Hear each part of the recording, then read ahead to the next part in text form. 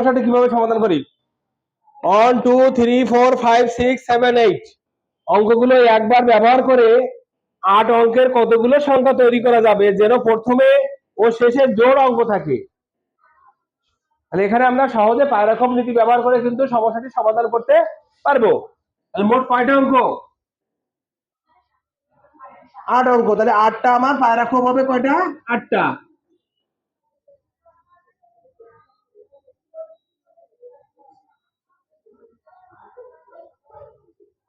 8টা পায়রাক্রম হলো না? 1 2 3 4 5 6 7 8। এখন কন্ডিশন অনুযায়ী আমার জোড় অঙ্ক গঠন করতে গেলে শেষে জোড় থাকতে হবে, আবার বলছে প্রথমেও জোড় থাকতে হবে। তাহলে আমার জোড় অঙ্ক আছে কয়টা বলি? 1 2 3 4টে আছে জোড়। জোড় অঙ্ক কয়টা আছে? 4টে আছে। তাহলে আমার প্রথমেও অথবা শেষে জোড় অঙ্ক থাকতে হবে, কিন্তু একবার ব্যবহার করতে হবে। একটা সংখ্যা একবার ব্যবহার করতে হবে। তাহলে 4টা যদি আমি এখানে 4টে ব্যবহার করি,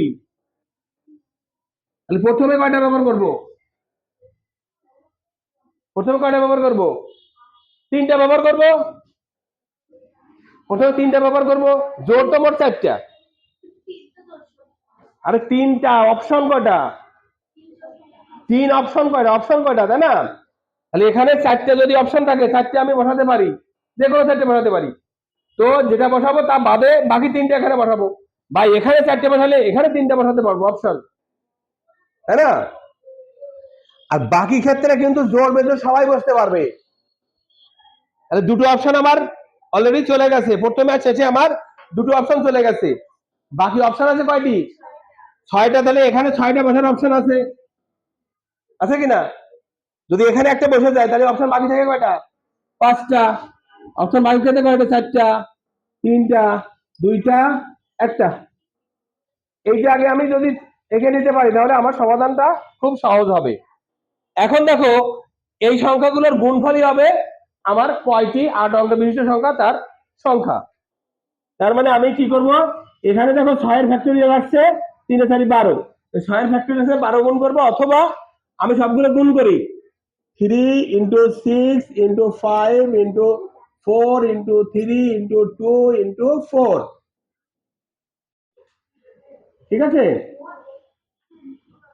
বুঝতে পারছি কিনা?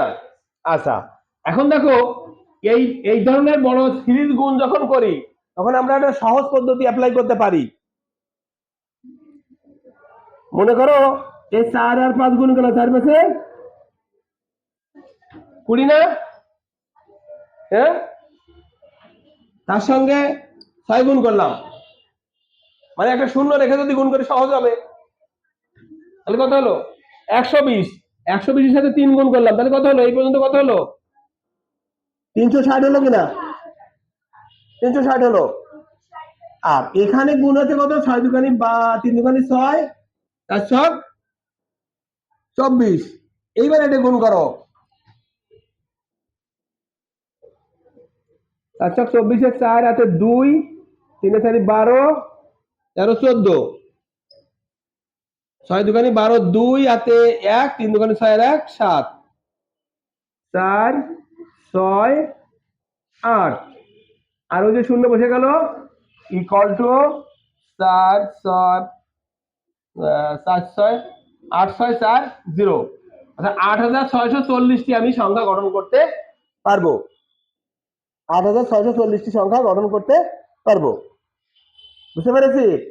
তাহলে আমরা এই অঙ্কগুলো ব্যবহার করে প্রথমে জোড় থাকবে শেষে জোড় থাকবে এমন কয়টি সংখ্যা ব্যবহার করতে পারবো? 8640টি।